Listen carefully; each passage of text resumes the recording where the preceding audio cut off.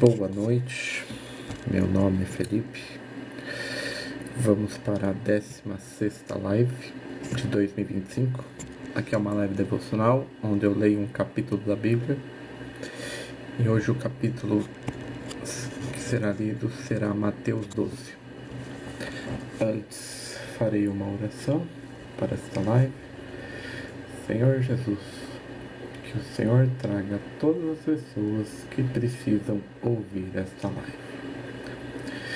Que o Senhor coloque em minha boca todas as palavras que precisam ser necessárias. Que todos ouçam a sua palavra que se encontra em Mateus 12. Como o Senhor disse, onde 2 ou mais estiver reunidos em meu nome, lá eu estarei. Mateus 12. Mateus foi um dos 12 apóstolos de Jesus. Ele era um cobrador de impostos. E ele foi chamado por Jesus. Mateus também é chamado de Levi em um dos evangelhos. Então, se você vê Levi, é Mateus. Vamos lá. Abra sua Bíblia, a versão que você prefere, a versão que você tem mais facilidade para ler. Eu uso a versão King James atualizada, mas você pode utilizar a versão que você prefere. Vamos lá. Mateus 12. O Senhor do Sábado. Naquela época, Jesus passou pelas lavouras de cereal em dia de sábado. Seus discípulos estavam com fome e começaram a colher espigas e comê-la. Assim que os fariseus viram aquilo, disseram-lhe: Vê, teus discípulos estão fazendo o que não é lícito em dia de sábado. Mas Jesus respondeu: Não lestes o que fez Davi quando ele e seus companheiros estavam com fome? Como entrou na casa de Deus e comeram os pães da presença, os quais lei não lhes permitia comer, nem a ele nem aos seus que estavam, mas exclusivamente aos sacerdotes? Ou não lestes na lei que ao sábado os sacerdotes no templo violam o sábado e contudo são desculpados? Aqui Jesus, o judaísmo tem uma prática de guardar o sábado, de o sábado ser um dia de descanso, um dia voltado para Deus. Mas Jesus estava com seus discípulos e os seus discípulos estavam colhendo para alimentar.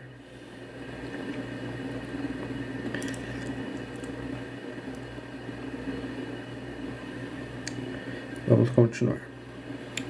Entretanto, se vós soubeis o que significava essa palavra, misericórdia quero e não holocaustos, não tereis condenado os que não têm culpa, pois o Filho do Homem é o Senhor do sábado. Jesus cura no sábado. Tendo Jesus saído daquele lugar, foi para a sinagoga deles. Encontrava-se ali um homem que tinha uma das mãos atrofiada. Mas procurando um motivo para acusar Jesus, eles questionaram: É lícito curar no sábado? Aos que Jesus lhe propôs: Qual de vós será o homem que, tendo uma ovelha e num sábado estás a cair em um buraco, não fará todo o esforço para retirá-la de lá? Assim sendo, quanto mais vale uma pessoa do que uma ovelha? Por isso é lícito fazer o bem no sábado. Então dirigiu-se ao homem e disse: Estenda a tua mão. Ele estendeu e foi restaurada, ficando sã como a outra. Aqui Jesus estabelece que no sábado, em qualquer dia sagrado, a gente pode fazer o bem.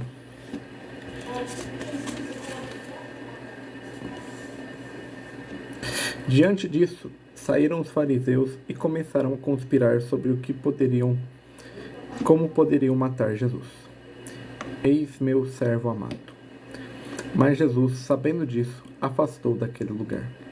Uma multidão o seguiu e todos ele curou, contudo os adverteu para não divulgassem as suas obras. Ao acontecer isso, cumpriu-se que foi dito pelo profeta Isaías: Eis o meu servo, que escolhi, ó meu amado, em que tenho alegria. Farei repousar sobre ele o meu espírito, e ele anunciará às nações. Não contentará, nem gritará, nem se ouvirá nas ruas a sua voz. Não esmagará a cana rachada, nem apagará o pavio que fumenga. Obrigado pelos corações. Quem quiser mandar algum presente do TikTok, fique à vontade. Vou continuar a leitura aqui. Não esmagará a cana rachada, nem apagará o pavio que fumenga, até que faça vencer a justiça. Em seu nome, os gentios colocarão a sua esperança. Gentios aqui é todo aquele que não é judeu. O pecado imperdoável. Depois disso, aconteceu, lhe trouxeram um endemoniado, cego e mudo. Ele o curou de modo que possa falar e ver. Então toda a multidão ficou atônita e exclamava: Este, porventura, o filho de Davi? Mas os fariseus, ao verem isso, murmuraram: Este homem não expulsa demônios, senão pelo poder de Beelzebul, o príncipe dos demônios. Entretanto, Jesus compreendia todos os pensamentos deles e lhe afirmava: Todo reino dividido contra si mesmo será arruinado, e toda cidade ou casa dividida contra si mesma não resistirá. Se Satanás expulsa Satanás, está dividido contra ele próprio. Como poderá estar substituir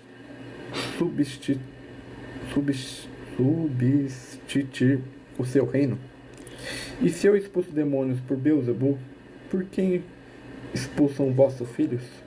E porque isso mesmo serão os vossos juízes? Mas é só pelo Espírito Santo de Deus que eu expulso demônios. Então verdadeiramente é chegado o reino de Deus sobre vós. Ou ainda, como pode alguém entrar na casa do homem forte e roubar todos os seus bens, sem primeiro amarrá-lo? Só depois disso será possível saquear a sua casa. Quem não está comigo está contra mim, e aquele que comigo não colhe, espalha. Portanto, eu assertivo: todos os pecados brasileiros serão perdoados às pessoas. A blasfêmia contra o Espírito Santo não será, porém, perdoada. Aqui Jesus fala sobre o único pecado que não tem perdão, que é o pecado contra o Espírito Santo. Que, por exemplo, é você, como os fariseus estavam falando, falar algo que é fruto do Espírito,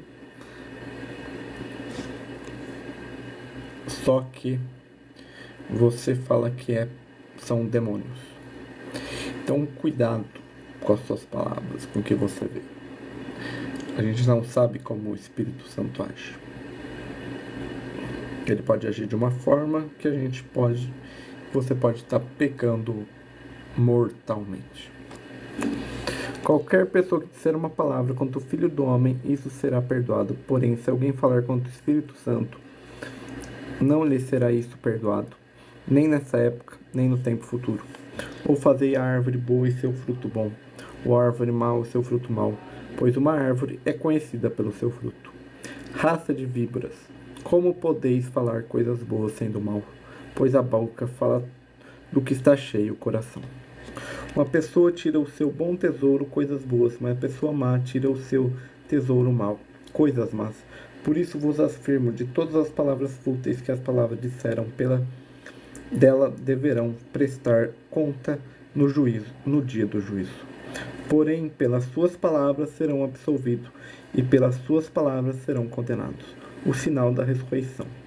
Então alguns dos mestres da lei e fariseus lhes pediram: Mestre, queremos ver de tua parte de algum milagre. Aos que Jesus respondeu: Uma geração perversa e adúltera pede um sinal miraculoso. Todavia, nenhum sinal será dado, exceto o sinal miraculoso do profeta Jonas. Portanto, assim como Jonas esteve 3 dias e 3 noites no ventre de um grande peixe, assim o Filho do Homem será 3 dias e 3 noites no coração da terra. Aqui Jesus fala sobre a sua morte e ressurreição, que é o sinal que ele compara a Jonas, que ficou 3 dias e 3 noites dentro de um peixe. O povo de Nínive, que era a cidade de Jonas, se levantará no dia do juízo com essa geração e condenará, pois elas se arrependeram com as pregações de Jonas. Eis que aqui quem é maior do que Jonas? A rainha do sul se levantará no juízo com essa geração e a condenará, pois essa geração e condenará, pois ela veio dos confins da terra para conhecer os sábios ensinamentos de Salomão.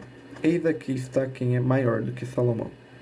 Quando um espírito imundo sai de uma pessoa, passa por lugares áridos procurando descanso, mas não encontra onde repousar. Então diz: voltarei para minha casa de onde saí. E retornando, encontra sua casa desocupada, varrida e arrumada. Diante disso, vá e leva consigo outros 7 espíritos pioneiros do que ele. E, entretanto, passaram a morar ali. O espírito final daquela pessoa torna-se o pior que o primeiro. Assim também ocorrerá com essa geração má. A mãe e os irmãos de Jesus. Enquanto Jesus estava pregando, a grande multidão do lado de fora, sua mãe e seus irmãos procuravam falar com ele. Então alguém avisou: tua mãe e teus irmãos estão lá fora e desejam falar-te. Jesus, entretanto, respondeu ao que lhe trouxera a informação: quem é minha mãe e quem são meus irmãos? E estes, entendendo a mão em direção aos discípulos, afirmou: eis minha mãe e eis meus irmãos, pois todo aquele que faz a vontade de meu Pai está nos céus. Este é meu irmão, minha irmã e minha mãe.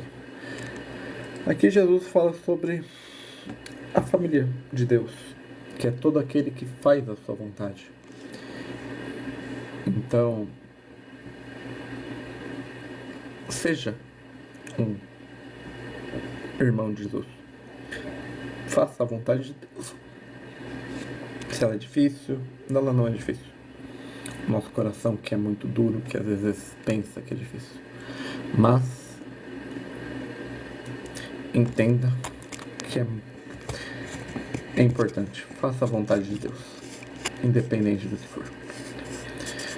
Agradeço a todos os corações, quem curtiu. E assim finalizamos Mateus 12. Mais tarde essa live estará disponível no YouTube, na Rede Vizinha Vermelha. Você pode assistir. Tem outras 15 lives.